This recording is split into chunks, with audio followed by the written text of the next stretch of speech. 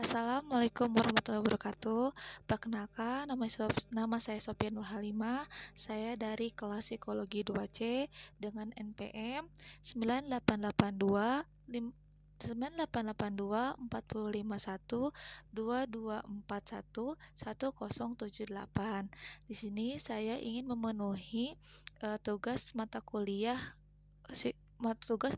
karakter building. Di sini saya ingin menjelaskan apa itu karakter building. Karakter building berasal dari sebuah suku kata yaitu karakter dan building. Karakter yang artinya sifat, akhlak, watak, dan budi pekerti. Sementara building ialah artinya pendirian. Jadi, karakter building ialah pendirian terhadap sifat, watak, akhlak, dan budi pekerti seseorang. Dalam karakter building ada beberapa poin yang harus ada di dalam diri seseorang. Di antaranya, yang pertama citra diri, yang kedua tanggung jawab, yang ketiga disiplin, yang keempat rendah hati, yang kelima integrasi. Kita akan membahas satu persatu. Poin pertama yaitu citra diri. Citra diri atau gambar diri merupakan gambaran mengenai diri atau jati diri seperti yang dibayangkan oleh seorang individu. Menurut Sutarno, menjelaskan citra diri adalah gambaran atas perilaku seseorang yang di mata orang lain dan di masyarakat sekitarnya. Karena dalam kehidupan ini, seseorang tidak bisa dipisahkan dengan keberadaan orang lain. Sesuai dengan kodratnya, seseorang selalu terhubung atau bergaul dengan masyarakat. Sedangkan, menurut Holden, mengatakan bahwa citra diri terbentuk dari penilaian yang dibuat oleh dari diri sendiri maupun orang lain.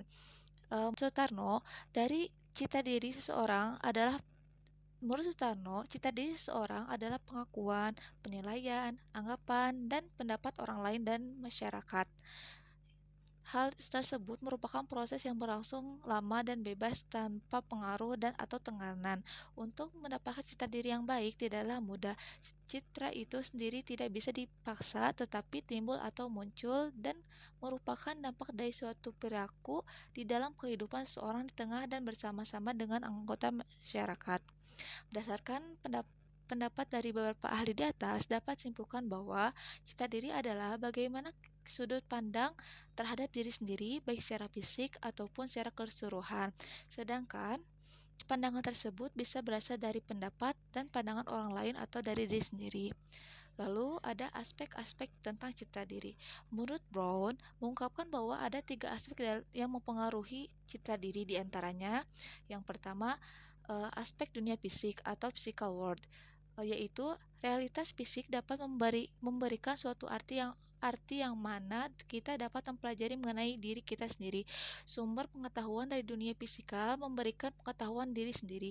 Akan tetapi, pengetahuan dari dunia fisik terbatas pada atribut yang bisa diukur dengan mudah, terlihat dan bersifat objektif dan kurang bermakna jika dibandingkan dengan individu yang lain. Yang kedua yaitu dunia sosial, yaitu proses pencapaian pemahaman melalui lingkungan. Untuk proses ini terdapat ada 2 proses. Yang pertama, perbandingan sosial, yaitu merupakan perbandingan yang sangat umum terjadi di masyarakat. Contohnya seperti masyarakat cenderung membandingkan dirinya dengan sesuatu yang lebih baik ataupun sesuatu yang lebih buruk. Hal itu sebagaimana niat yang dimaksud oleh masyarakat tersebut. Ataupun yang kedua, penilaian tercerminkan, yaitu pengetahuan akan diri individu tercapai dengan cara melalui tanggapan orang lain terhadap perilaku individu. Misalnya, jika individu melontarkan gurauan dan individu lain tertawa, hal tersebut dapat menjadi sumber untuk mengetahui bahwa individu itu lucu.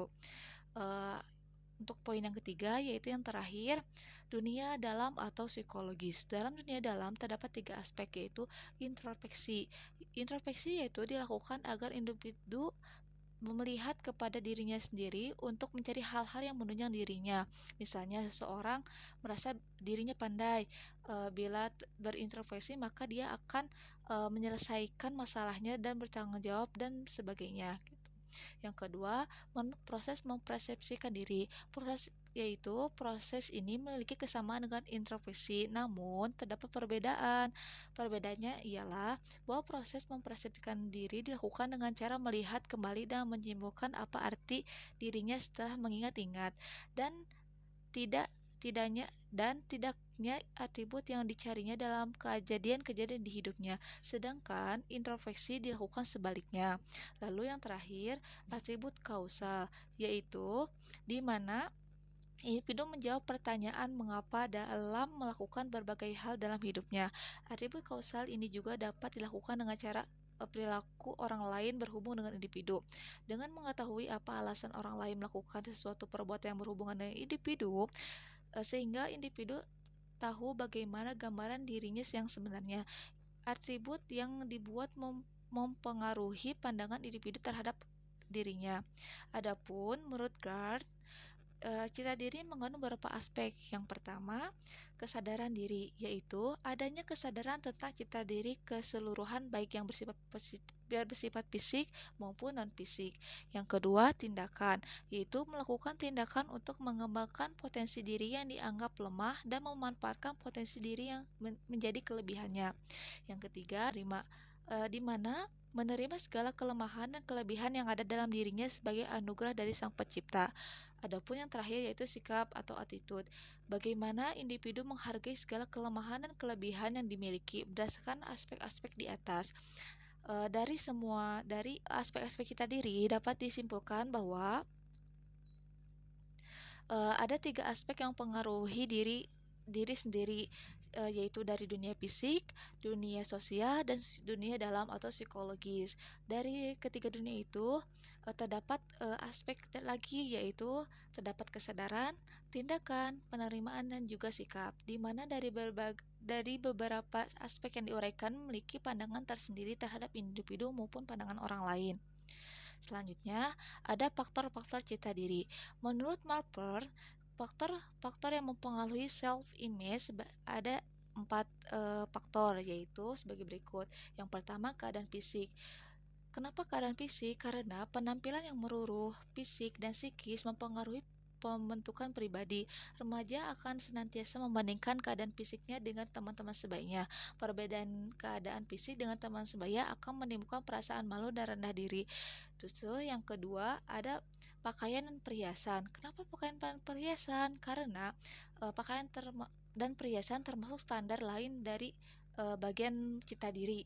Karena keadaan pakaian yang tidak memuaskan seringkali membuat mereka menghindarkan diri dari pergaulan kelompok atau teman sebaya.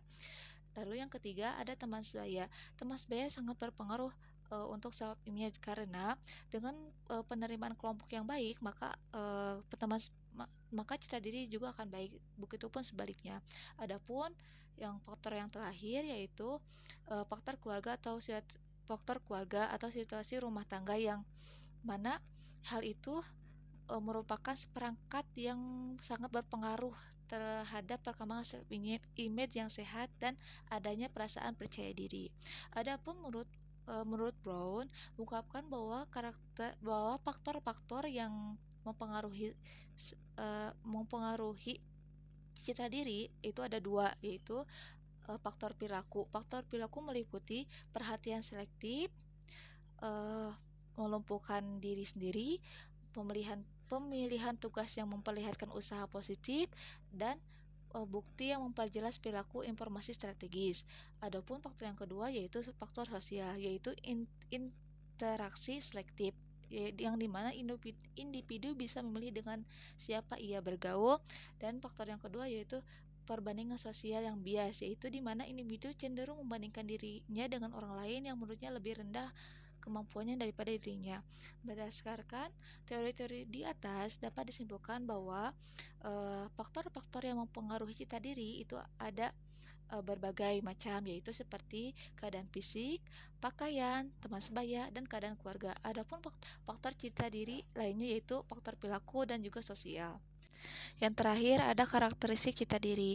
Karakteristik citra diri terbagi atas 2 bagian. Yang pertama, citra diri yang positif, yaitu memiliki ciri-ciri sebagai berikut.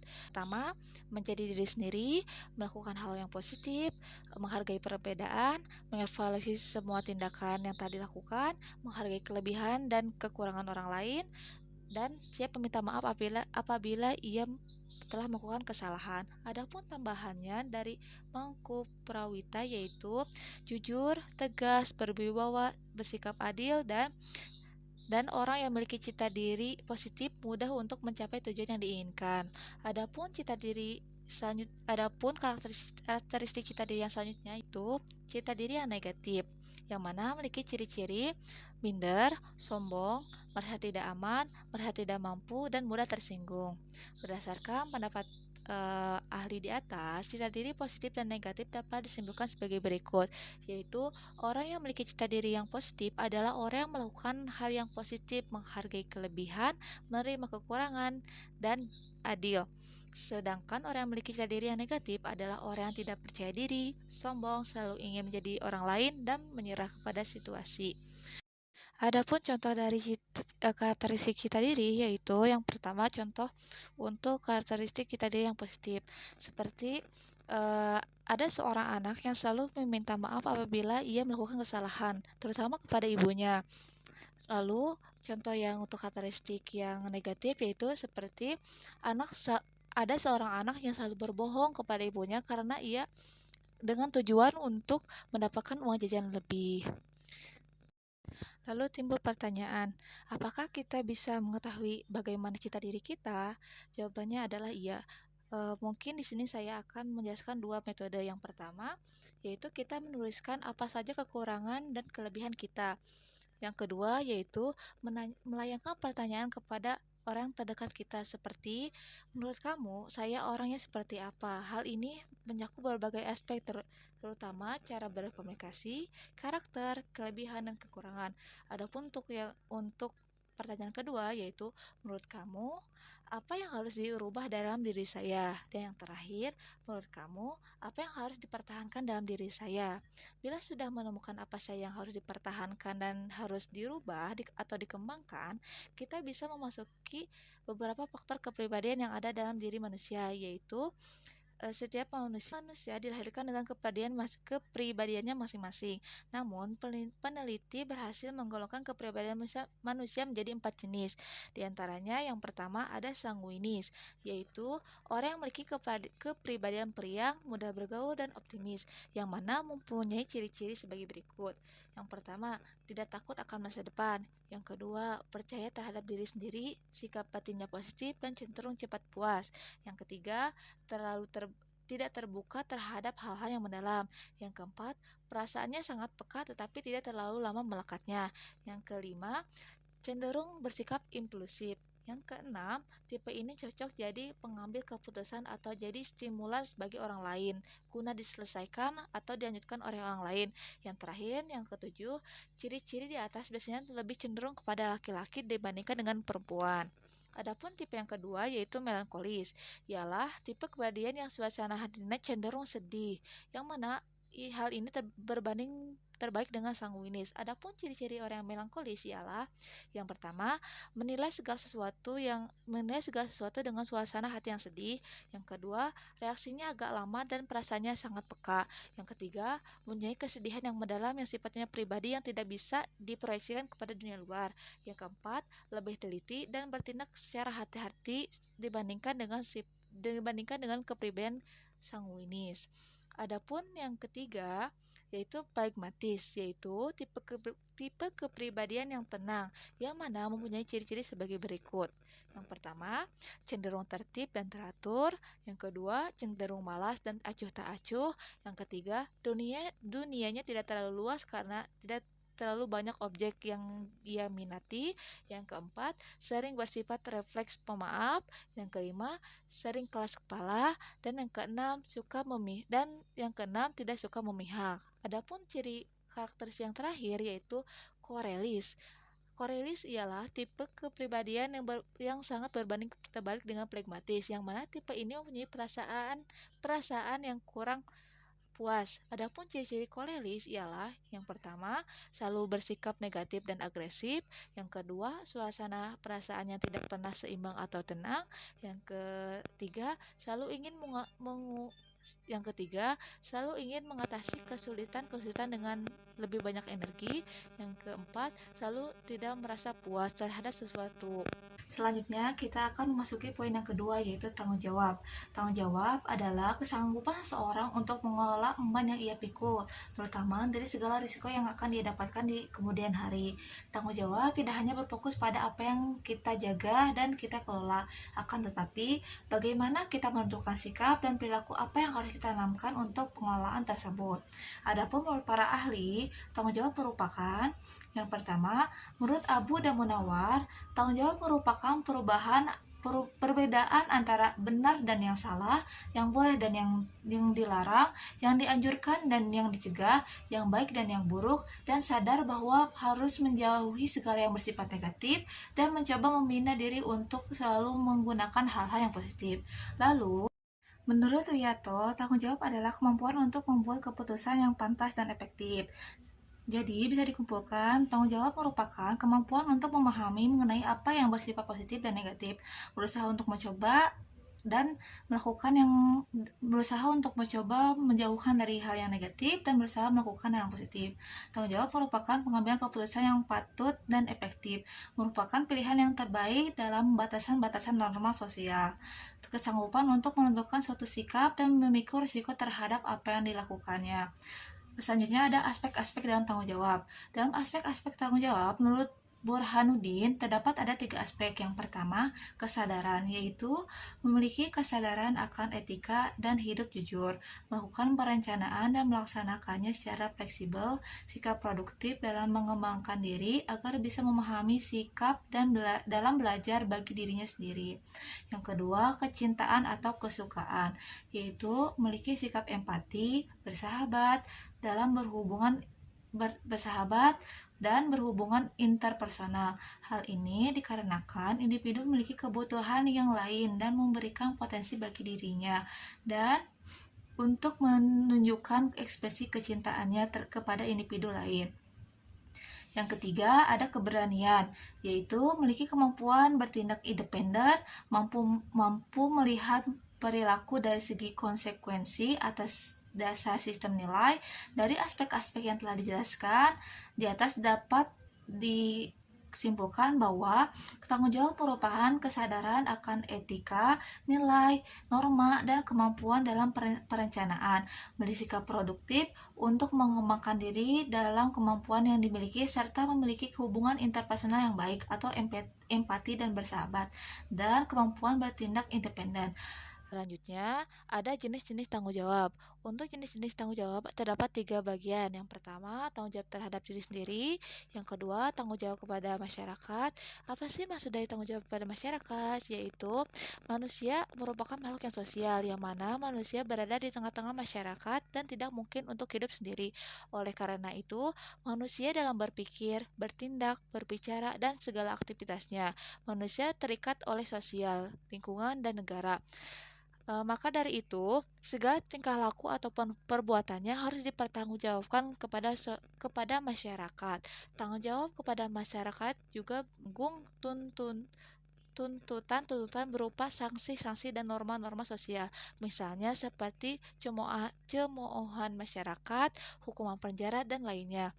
Adapun tanggung jawab yang terakhir yaitu kepada Tuhan, di mana sebagai makhluk ciptaan Tuhan, manusia wajib mengabdi kepada Tuhannya dan juga menanggungjawabkan tuntutan norma-norma agama serta melakukan kewajibannya terhadap Tuhan Yang Maha Esa sebagai bentuk perilaku tanggung jawab kepada Tuhan, misalnya seperti mempunyai perasaan berdosa dan terkutuk. Selanjutnya ada ciri-ciri dari tanggung jawab. Menurut Astuti, terdapat 11 ciri-ciri tanggung jawab. Yang pertama, melakukan tugas rutin tanpa harus diberitahu. Yang kedua, dapat menjelaskan apa yang telah dilakukan, baik itu alasan dan maksud ataupun tujuannya. Yang ketiga, tidak suka menyalahkan orang lain atas kesalahan yang dilakukan. Yang keempat, kemampuan dalam menentukan pilihan. Yang kelima, bisa bermain atau bekerja sendiri dengan senang hati. Yang keenam, bisa membuat keputusan yang berbeda dari keputusan orang lain dalam kelompoknya. Yang ketujuh, punya beberapa saran atau minat yang ditekuni. Yang kedelapan, menghormati dan menghargai aturan. Yang kesembilan, dapat berkonsentrasi pada tugas-tugas yang rumit. Yang kesepuluh, mengerjakan apa yang dikatakan. Yang kesebelas, mengakui kesalahan tanpa mengajukan alasan yang dibuat-buat. Lalu yang terakhir ada faktor yang mempengaruhi tanggung jawab.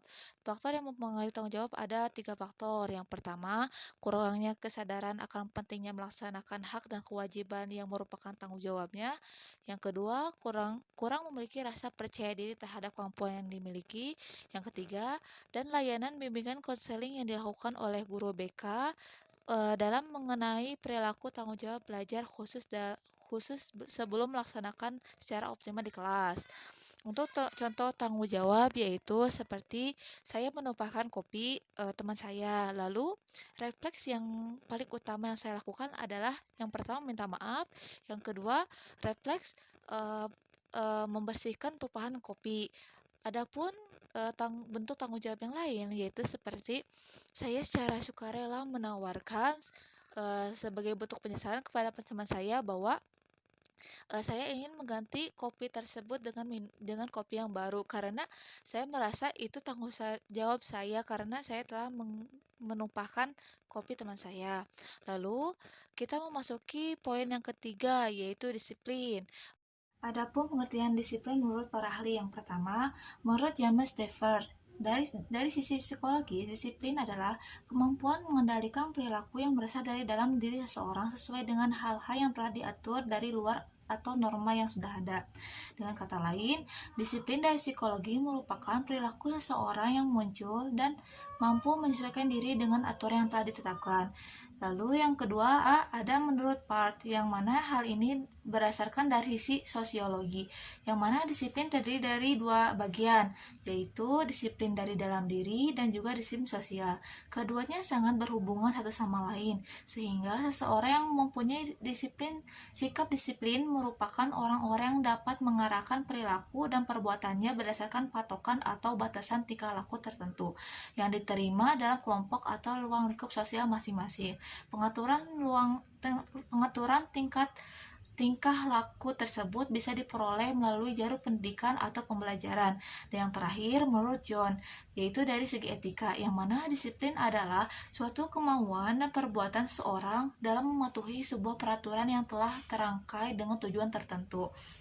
Kedisiplinan berasal dari kata disiplin dalam Kamus Bahasa Indonesia, yaitu ketaatan dan ketertiban. Sedangkan berdasarkan pengertian disiplin menurut para ahli di atas, bisa disimpulkan bahwa dari sudut pandang manapun, disiplin merupakan sikap yang wajib ada dalam diri semua individu.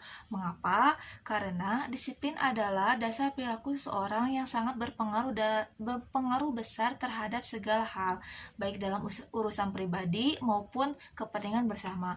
Untuk mempunyai tingkat kedisiplinan yang tinggi dalam mengerjakan sesuatu dibutuhkan latihan dan kesadaran diri kesadaran diri akan pentingnya sikap disiplin sehingga menjadi sesuatu landasan bukan hanya dari suatu pekerja tetapi juga dalam perilaku sehari-hari. Kedisiplinan contohnya seperti kedisiplinan di sekolah. Menurut KBBI, disiplin mempunyai arti sebagai tata tertib, ketaatan, atau kepatuhan kepada peraturan, mengusahakan upaya menaati dan mematuhi tata tertib. Disiplin mempunyai banyak bentuk seperti disiplin waktu, pekerjaan, ilmu, pribadi, dan disiplin sosial. Lalu, adakah kaitannya dengan disiplin dengan karakter building? Jawabannya adalah iya, karena tujuan disiplin itu sendiri ialah mengembangkan diri dan mengendalikan dan karena tujuan disiplin itu sendiri ialah pengembangan diri dan pengendalian diri tanpa campur tangan atau adanya kendali dari luar. Lalu, adakah cara kita menjadi seorang yang disiplin? Jawabannya adalah iya. Yang pertama, harus adanya niat. Yang kedua, komitmen. Apa sih maksud dari komitmen ini? Yaitu, maksud dari komitmen di sini ialah ibaratnya kita harus mempunyai suatu target yang akan diraih. Contohnya, saya ingin tahun ini ingin juara kelas gitu, contohnya kayak gitu. Berarti saya harus mempunyai target yaitu harus belajar dengan tekun gitu. Lalu yang ketiga, jangan meremehkan satu hal karena Kalau kita sudah meremehkan suatu hal, maka itu akan menumbuhkan rasa malas. Contohnya seperti, saya sudah, hafal materi minggu sebelumnya, karena sudah hafal, saya tidak mengulangi lagi materi minggu sebelumnya di minggu sekarang. Jadi nggak dipelajari lagi. Maka, hal tersebut apabila biarkan akan menimbulkan rasa malas, gitu. Adapun dampak positif dari disiplin, yaitu yang pertama, semua hal akan lebih terorganisir dan termanajemen, terutama waktu. Contohnya seperti gini, setiap pukul 5 pagi, saya otomatis bangun, gitu. Jadi tidak perlu menyusahkan orang tua saya untuk membangunkan saya. Contohnya seperti itu. Yang kedua, tumbuhnya kemandirian. Dan yang ketiga, tumbuhnya sikap patuh. Selanjutnya, poin yang keempat yaitu rendah hati, yang mana rendah hati memiliki arti dalam Kamus Bahasa Indonesia yaitu suatu hal atau sifat yang tidak sombong dan angkuh. Sementara itu, jika kita mencari pengertian dari kata rendah hati menggunakan Kamus Bahasa Inggris, dalam kasus ini Kamus Oxford, kata rendah hati memiliki definisi yang sedikit panjang jika diterjemahkan dalam bahasa Indonesia, yakni memiliki atau menunjukkan perkiraan sederhana atau lebih rendah dibandingkan sosok asli diri tersebut. Contoh dari sikap rendah hati yaitu yang pertama, mendahulukan orang lain, yang mana orang bersikap rendah hati tidak ragu untuk memprioritaskan orang lain dalam bertindak. Hal ini bukan untuk menunjukkan kepedulian mereka, karena orang-orang tersebut benar-benar ingin menolong. Yang kedua,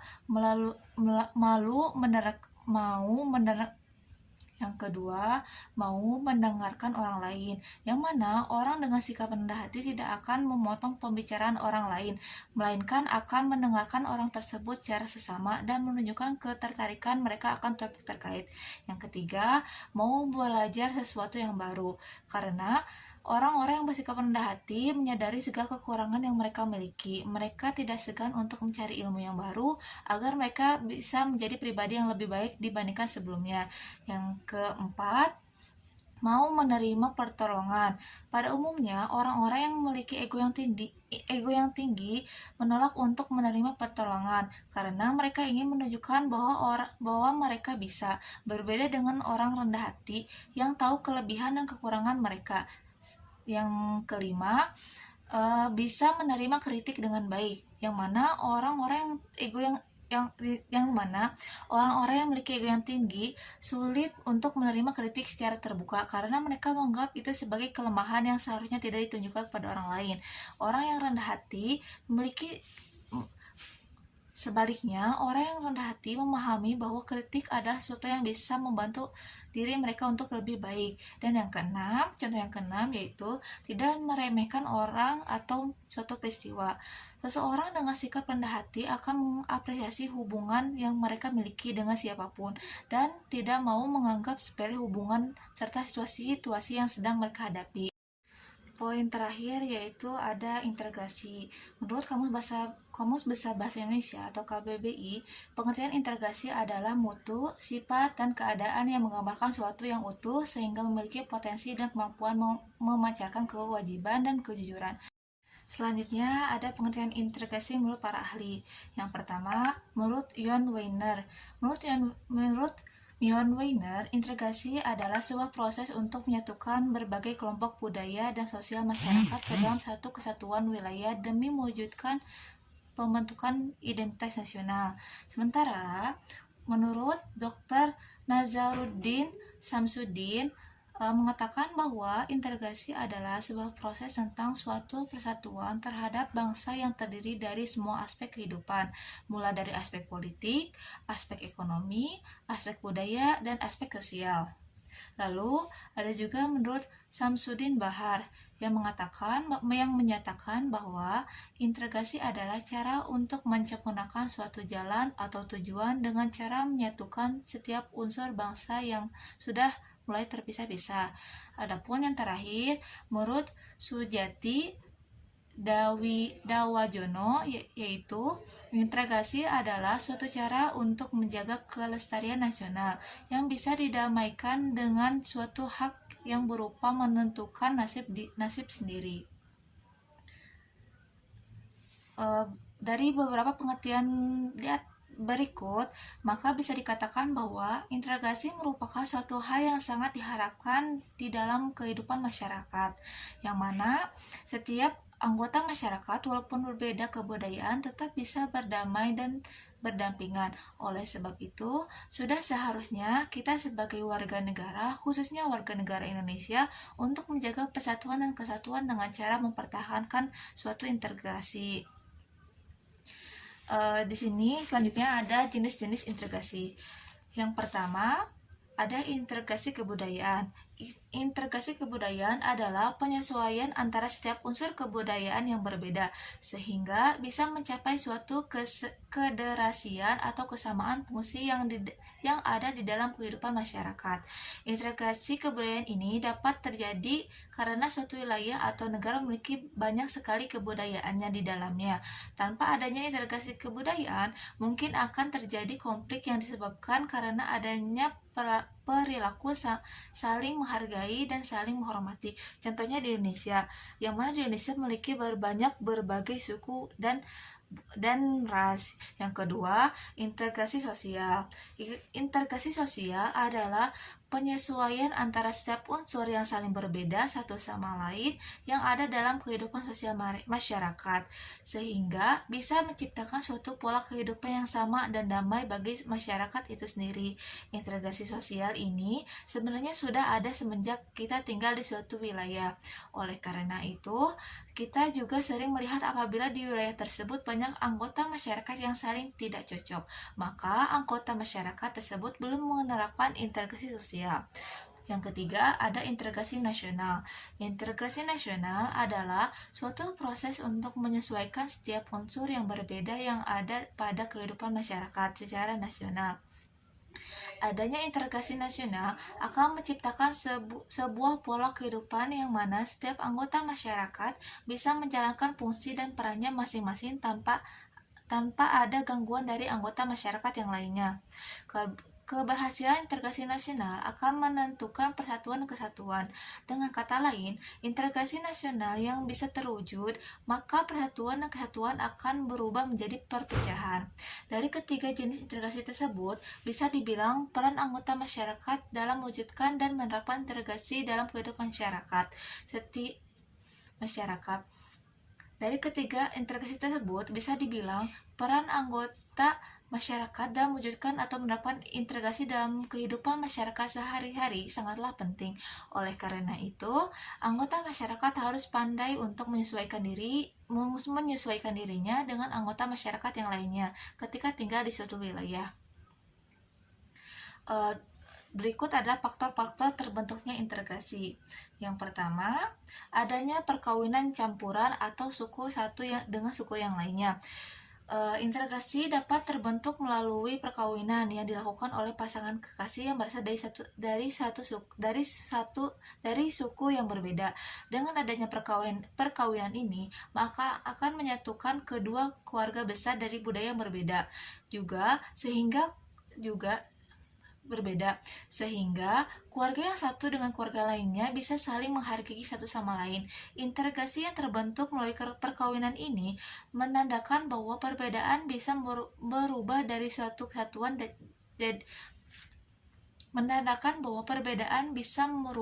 menjadi satu kesatuan dan rasa cinta. Akan tetapi, dalam pelaksanaan kawinan campuran antar suku, ada hal yang perlu dicatat, yaitu kedua calon pengantin harus sama-sama suka. Dengan kata lain, melakukan perkawinan bukan karena paksaan dari orang lain supaya menciptakan keluarga yang harmonis, sehingga bisa menyatukan kedua budaya yang berbeda dalam satu wilayah. Adapun faktor kedua menjalankan integrasi, yaitu meningkatkan perilaku gotong royong. Di Indonesia sendiri, masyarakatnya senang hidup bergotong royong. Bahkan, kebiasaan gotong royong ini sudah ada pada zaman penjajahan, sehingga bisa dikatakan bahwa perilaku gotong royong menjadi salah satu faktor terbentuknya integrasi antar anggota masyarakat. Perilaku gotong royong bisa membangun rasa solidaritas, sehingga setiap anggota bisa hidup damai dan berbahagia. Perilaku gotong royong yang ada di Indonesia biasanya dapat kita lihat ketika ada perkumpulan masyarakat pada suatu wilayah tertentu. Perilaku gotong royong yang ada di Indonesia biasanya dapat kita lihat ketika ada kumpulan anggota masyarakat pada suatu wilayah yang sedang membangun suatu fasilitas seperti jembatan, tempat ibadah, jalan, dan sebagainya. Suatu pembangunan yang digunakan dengan gotong royong akan mudah diselesaikan, sehingga anggota masyarakat setempat bisa merasakan fasilitas yang dibangun lebih cepat. Adapun faktor yang ketiga yaitu menjalankan fungsi pemerintahan dengan baik. Dengan terbentuknya integrasi pada suatu wilayah atau negara yang tidak bisa dilepaskan dari peran pemerintah, terutama dalam membuat aturan. Tanpa adanya aturan tentang integrasi, maka anggota masyarakat akan sulit untuk menerapkan integrasi dalam kehidupan masyarakat sosial. Dalam membuat sebuah peraturan, pemerintah harus bisa bersikap adil dan tidak merugikan salah satu pihak atau menguntungkan salah satu pihak saja. Fungsi pemerintah yang berjalan dengan baik bukan hanya dilihat dari bagaimana cara pemerintah membuat peraturan atau undang-undang saja, akan tetapi juga harus dilihat dari bagaimana pemerintah bisa melayani masyarakat dengan baik. Sederhananya, pemerintah harus memberikan pelayanan yang maksimal tanpa harus melihat agama, suku, bangsa, ras, dan latar belakang budaya. Lalu, faktor yang keempat yaitu meningkatnya komunikasi dan transportasi pada setiap daerah, yang mana hal ini wajib karena agar setiap daerah bisa terhubung dengan mudah, sehingga komunikasi masyarakat daerah yang berbeda wilayah bisa berjalan dengan optimal dan perekonomian menjadi lebih mudah. Ekonomi yang semakin tumbuh dengan mudah akan meningkatkan kesejahteraan bagi anggota masyarakat itu sendiri. Selain itu, pembangunan komunikasi dan transportasi pada setiap daerah sebaiknya dilakukan secara merata, bukan hanya daerah-daerah tertentu saja yang merasakan pembangunan tersebut. Dengan pembangunan yang merata, maka tidak akan ada kesenjangan sosial antar wilayah yang satu dengan yang lainnya, sehingga integrasi nasional bisa terwujud. Lalu, faktor yang kelima yaitu menjaga perilaku toleransi, menghormati, dan menghargai. Sikap dan perilaku toleransi, menghormati, dan menghargai merupakan bagian dari terbentuknya integrasi. Ketiga hal itu bisa dibilang sudah menjadi satu kesatuan yang sulit untuk dipisahkan. Ketiga perilaku tersebut sebenarnya sudah bisa diajarkan kepada anak-anak sejak kecil, sehingga ketika tumbuh dewasa mereka sudah bisa menerapkan ketiga perilaku tersebut dengan bijak sekaligus bisa membantu untuk integrasi. Dengan melakukan ketiga perilaku tersebut, terjadinya suatu konflik dan perpecahan kecil mungkin terjadi. Bahkan, justru sebaliknya, setiap anggota masyarakat bisa hidup lebih damai dan sejahtera. Perilaku toleransi, menghormati, dan menghargai bisa kita lihat pada saat kita berada di anggota masyarakat yang melakukan ibadah atau anggota masyarakat yang tidak mengganggu. Dari faktor-faktor yang sudah dijelaskan di atas, maka dapat disimpulkan bahwa integrasi bisa terwujud dengan baik selama satu individu atau kelompok yang ada dalam suatu wilayah bisa saling berhubungan dengan baik, serta membangun komunikasi dan transportasi. Dari faktor-faktor yang sudah dijelaskan di atas, maka dapat disimpulkan bahwa integrasi bisa terwujud dengan baik selama semua individu dan kelompok yang ada pada suatu wilayah bisa saling menjaga hubungan dengan baik secara komunikasi ataupun secara transportasi. Selain itu, tanpa adanya bantuan atau dukungan pemerintah, proses integrasi sangat sulit untuk terwujud. Jadi, pemerintah harus bisa menjalankan fungsi dan tugasnya dengan baik dan benar. Contoh perilaku integrasi. Yang pertama, menaati peraturan sekolah. Yang kedua, menerapkan perilaku gotong royong. Yang ketiga, menerapkan perilaku saling toleransi. Yang keempat, menghargai kebudayaan yang berbeda. Yang kelima, menaati undang-undang. Jadi kesimpulannya ialah integrasi itu harus diterapkan dalam anggota masyarakat yang hidup secara sosial dalam suatu wilayah, sehingga bisa menciptakan lingkungan yang bersifat membangun rasa damai dan rasa bahagia. Dalam bentuk integrasi dibutuhkan kerjasama antara anggota masyarakat yang ada dalam wilayah yang sama dan anggota masyarakat yang di wilayah yang berbeda. Terlebih lagi, Peran pemerintah untuk membentuk integrasi sangat berpengaruh terutama dalam melayani dan membuat peraturan atau perundang-undangan. Adapun ciri-ciri orang berintegrasi yaitu yang pertama menjaga janji, yang kedua mengambil tanggung jawab, yang ketiga orang yang peduli terhadap dirinya, yang keempat mereka memikirkan orang di sekitar mereka, yang kelima menunjukkan rasa respect terhadap orang lain, yang keenam introspeksi diri, yang ketujuh bisa memilih mana yang benar dan mana yang salah. Berikut merupakan beberapa dampak positif menanamkan integrasi. Yang pertama, dapat membangun kepercayaan. Yang kedua, memiliki nilai pengaruh yang tinggi. Yang ketiga, mempunyai standar yang tinggi. Yang keempat, dapat menghargai pendapat dan keputusan orang lain. Adapun di sini saya akan memberikan contoh 5 negara yang memiliki integrasi yang tinggi, yaitu yang pertama Swiss, yang kedua Norwegia, yang ketiga Belanda, yang keempat Denmark, yang kelima Swedia.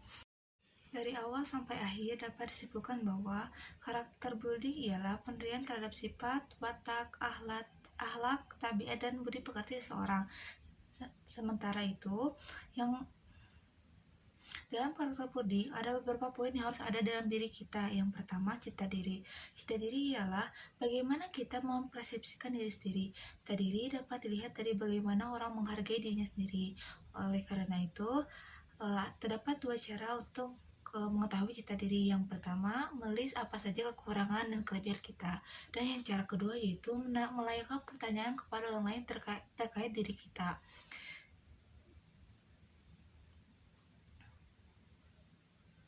Yang kedua ada tanggung jawab, yaitu tanggung jawab. Tanggung jawab adalah kesanggupan seseorang untuk mengolah terhadap suatu beban yang ia pikul, terutama dari segala risiko yang akan ia dapatkan di kemudian hari. Tanggung jawab tidak hanya berfokus pada kita menjaga dan mengolah suatu beban, tapi dari bagaimana kita menentukan sikap dan perilaku apa yang harus kita tanamkan dalam pengelolaan tersebut. Adapun nomor 3 yaitu disiplin. Menurut KBBI, disiplin mempunyai arti yaitu sebagai tata tertib, ketaatan, atau kepatuhan. Adapun cara untuk bersikap disiplin diantaranya yang pertama harus ada niat, yang kedua komitmen, yang ketiga jangan meremehkan suatu hal. Lalu dampak positif dari disiplin yaitu yang pertama, hal akan lebih terorganisir dan termanajemen terutama waktu. Yang kedua, timbulnya kemandirian. Yang ketiga, akan menumbuhkan sikap patuh. Lalu yang keempat yaitu rendah hati. Rendah hati merupakan salah satu sikap terpuji, yang mana arti dari rendah hati itu sendiri ialah sikap tidak sombong atau tidak angkuh. Lalu yang terakhir ada integrasi. Menurut Kamus Besar Bahasa Indonesia, pengertian integrasi adalah mutu, sifat, dan sehingga memiliki potensi dan kemampuan memancarkan kewibawaan dan kejujuran. Adapun ciri-ciri integrasi yaitu yang pertama, menjaga janji atau kata-katanya bisa dipercaya. Yang kedua, mengambil tanggung jawab. Yang ketiga, orang peduli terhadap dirinya. Yang keempat, mereka memikirkan orang di sekitar mereka. Yang kelima, menunjukkan rasa respect terhadap orang lain. Yang keenam, introspeksi diri. Yang ketujuh, bisa memilih mana yang benar dan mana yang salah. Lalu apa sih dampak positif dari integrasi? Dampak positif dari integrasi yaitu yang pertama, dapat membangun kepercayaan. Yang kedua, memiliki nilai pengaruh yang tinggi. Dan yang ketiga, mempunyai standar yang tinggi. Dan yang keempat, menghargai pendapat dan keputusan orang lain. Mungkin cukup sekian yang dapat saya sampaikan, kurang lebihnya mohon maaf. Wassalamualaikum warahmatullahi wabarakatuh.